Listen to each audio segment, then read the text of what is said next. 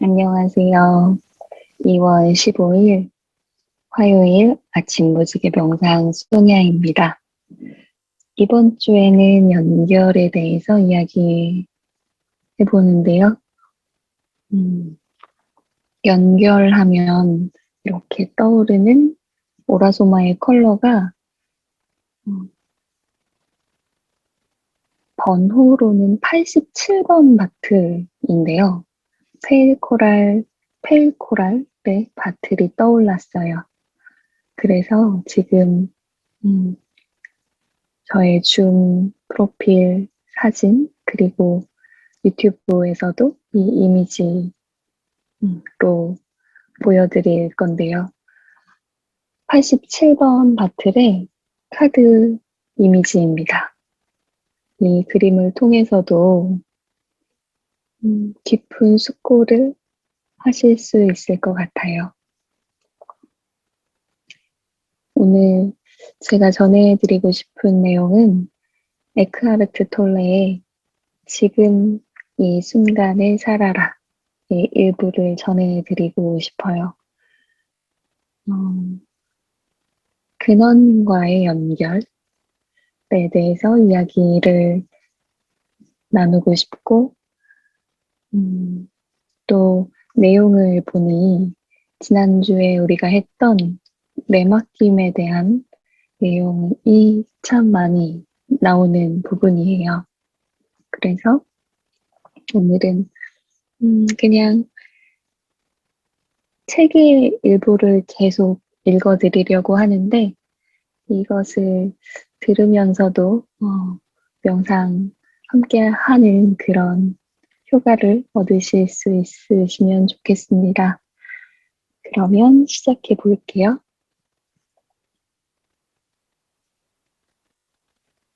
평화를 추구하지 마십시오. 지금의 상태가 아닌 다른 상태를 추구하지 마십시오. 지금 속에 있지 않을 때 당신은 내면의 갈등을 겪게 되고 무의식적으로 저항하게 됩니다. 평화롭지 못한 자신을 용서하십시오. 당신이 스스로 평화롭지 못하다는 것을 인정하는 순간 불안은 평화로 변화될 것입니다. 완전한 수용이 당신을 평화 속으로 데려갑니다. 그것이 내맡김의 기적입니다. 만물은 당신이 그럴 거라고 생각하는 것과는 다릅니다. 당신이 에고의 마음을 통해 만들어내고 바라보는 세상은 매우 불안정합니다. 이 세상은 보는 관점에 따라 얼마든지 달리 해석될 수 있으며 완전히 다른 세상들이 존재할 수 있고 실제로 존재합니다.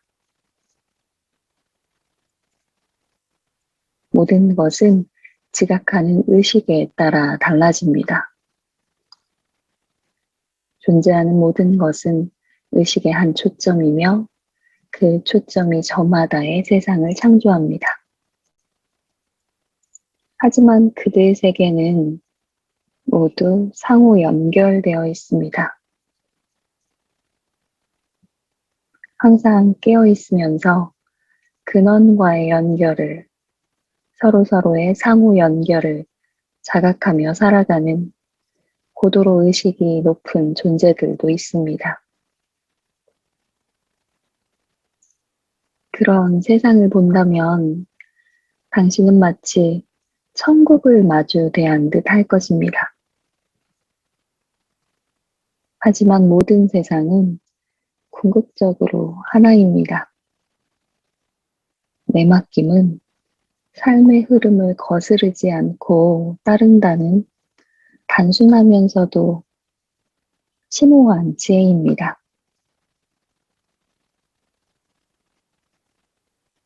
당신이 삶의 흐름을 경험하는 유일한 장소는 지금이므로 내맡김이란 지금의 순간을 무조건적으로 기꺼이 받아들이는 것입니다.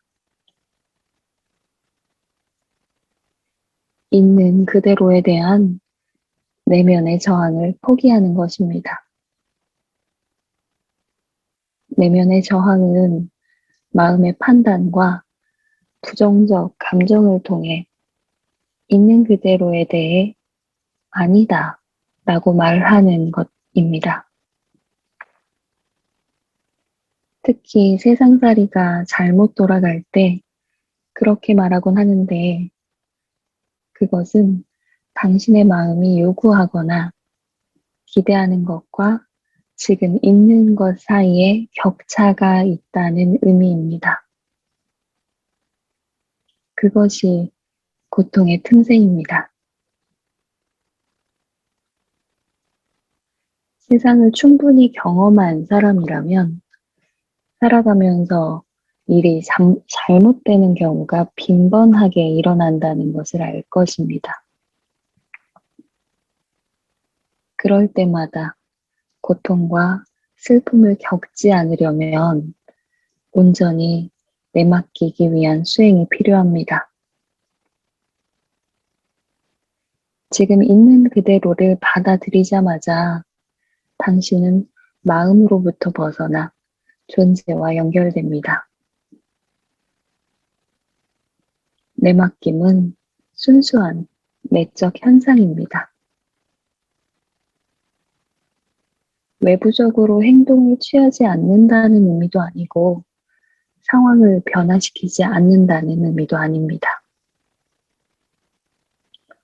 사실 내맡긴다고 해서 모든 상황을 다 받아들여야 하는 것은 아닙니다. 당신은 단지 지금이라 불리는 미세한 조각을 받아들이기만 하면 되는 것입니다.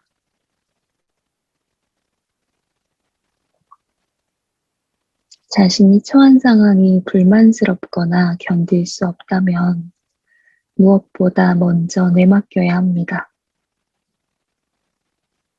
그렇지 않으면 무의식적인 저항을 멈출 수 없고 그런 상황이 계속될 수밖에 없습니다. 내맡김은 조치를 취하고 변화를 유도하고 목표를 달성하는 일과 얼마든지 함께 이루어질 수 있습니다. 그러나 내맡김의 상태 속에서는 완전히 다른 에너지, 다른 특성이 당신의 행위 속으로 흘러듭니다. 내맡김은 당신을 존재의 근원적인 에너지에 연결해주며 당신의 행위에 존재가 주입되면 생명 에너지가 활기를 띠고 당신을 지금 속으로 더 깊이 데려갑니다. 무저항을 통해 의식 수준이 높아짐에 따라 당신이 무슨 행동을 하든 무엇을 창조하든 그 성취도가 비교할 수 없이 향상됩니다. 열매가 저절로 열릴 뿐만 아니라 그 질도 뛰어납니다. 우리는 이를 행함이 없는 행함이라고 부를 수 있을 것입니다. 내맡김이 인간관계에 어떤 식으로 영향을 주는지 살펴보죠.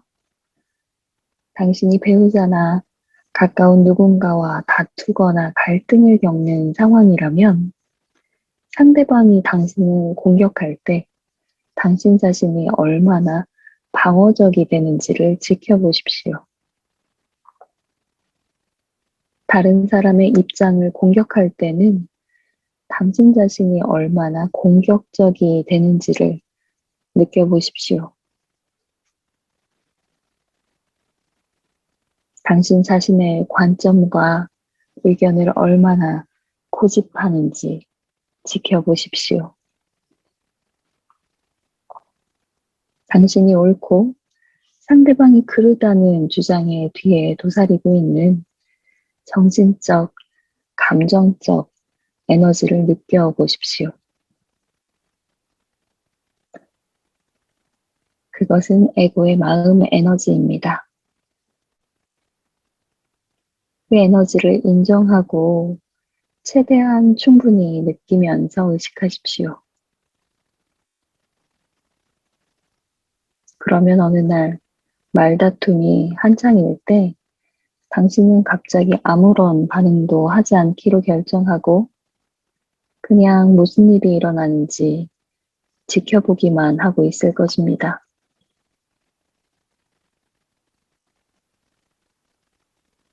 그것이 내맡김입니다.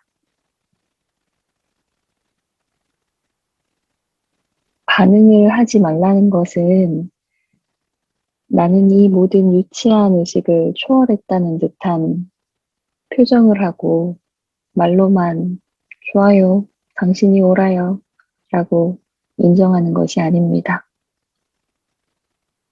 그런 태도는 저항의 자리에 에고의 우월감을 대신 앉힌 것에 불과합니다. 당신 안에서 세력을 얻기 위해 다투고 있는 마음의 감정 에너지 전부를 떠나보내야 합니다. 에고는 저항을 하면서 그것이 당신의 힘이라고 믿습니다. 사실 저항은 진정한 힘의 유일한 근원인 존재로부터 당신을 차단합니다. 저항은 힘을 가장한 연약함이요, 두려움입니다. 에고는 순수하고 천진무구하고 진정한 힘인 당신의 존재를 연약하다고 봅니다. 하지만 에고가 강하다고 믿는 것이 오히려 연약한 것입니다.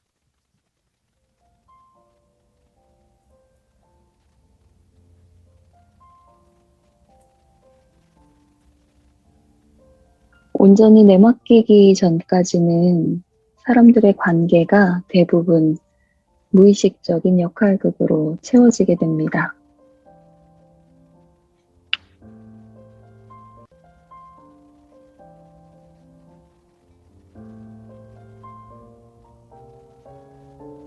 그러나 내맡기게 되면 당신에게는 더 이상 에고의 방어와 거짓 가면이 필요 없어집니다.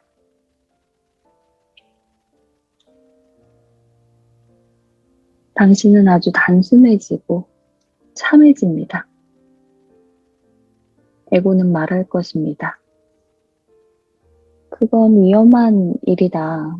당신은 상처받을 것이고 연약해질 것이다. 말할 나위도 없이 에고는 까맣게 모르고 있는 것입니다. 저항을 버리고 연약해 보이는 상태가 될 때에만 난공불락의 요새를 쌓을 수 있다는 것을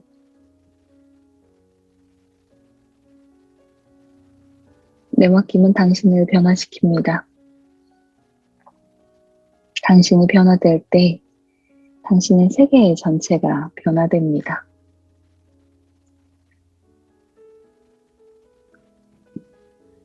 왜냐하면 세상이란 하나의 반영에 불과하기 때문입니다.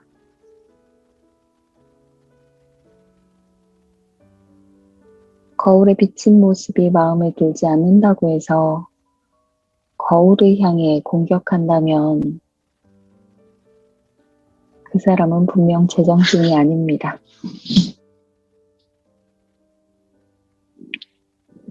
내맡기지 않은 상태에서 하는 모든 행동은 그와 같습니다.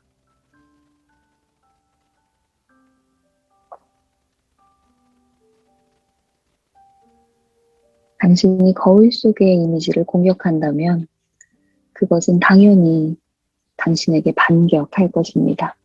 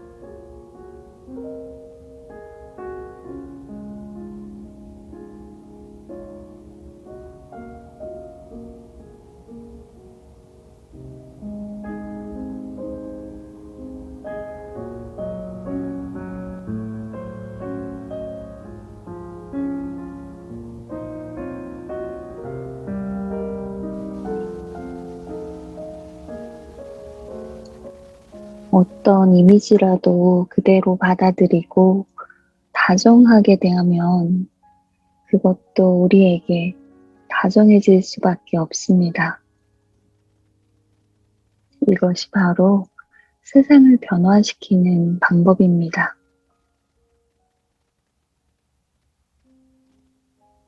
중병을 앓고 있다면 깨달음을 위해 그것을 이용하십시오.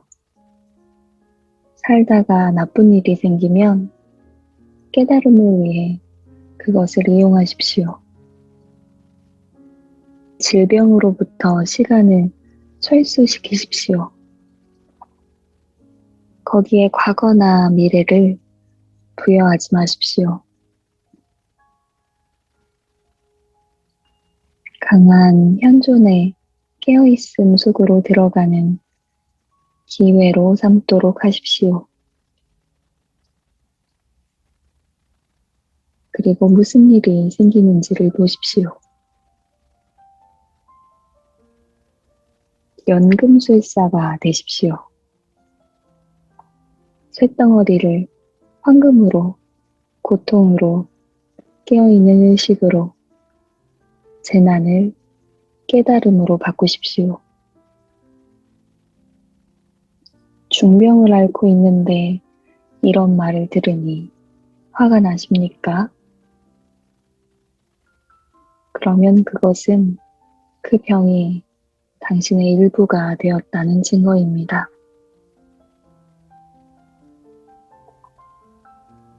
그래서 당신 자신의 정체성을 보호하고 있는 것이고 질병 자체를 옹호하고 있는 셈입니다.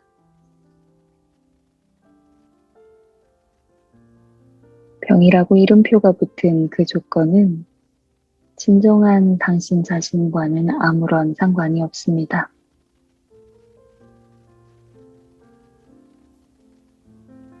어느 누구도 부작용, 갈등, 고통을 선택하지는 않습니다. 아무도 광기를 선택하지는 않습니다. 과거를 녹여버릴 만큼, 빛이 어둠을 몰아낼 만큼 여러분이 충분히 현존하고 있지 않기 때문에 그런 일들이 일어나는 것입니다.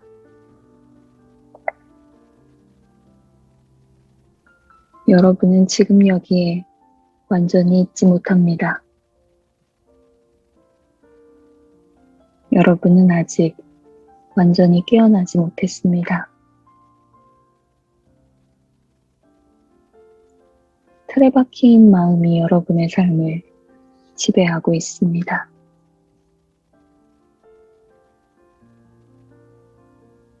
만일 당신의 부모와 갈등이 있다면 부모가 당신에게 한 일에 대해서나 해주지 않은 일에 대해서 원망하는 마음을 품고 있다면 당신은 아직도 부모에게 선택권이 있었다고 믿고 있는 셈입니다. 부모가 달리 행동할 수 있었다고 믿고 있는 것입니다. 저마다 자기 인생을 자기가 선택한다고 생각하지만 그것은 착각입니다.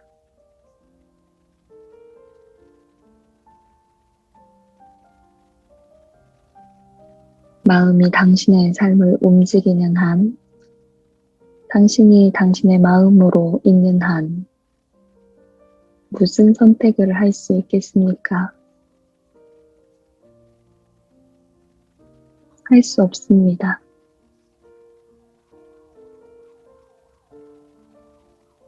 당신은 존재하지도 않는 것입니다.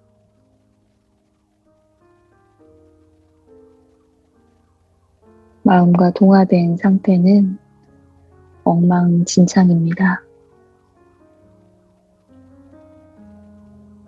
일종의 광기 상태에 있는 것입니다.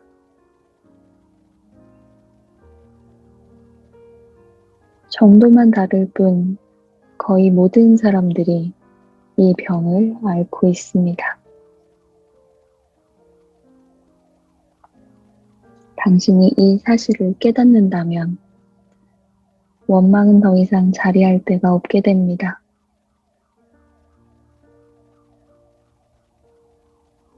누군가가 병이 난 것을 어떻게 탓할 수 있겠습니까? 자비심만이 그에 대한 가장 적절한 반응입니다.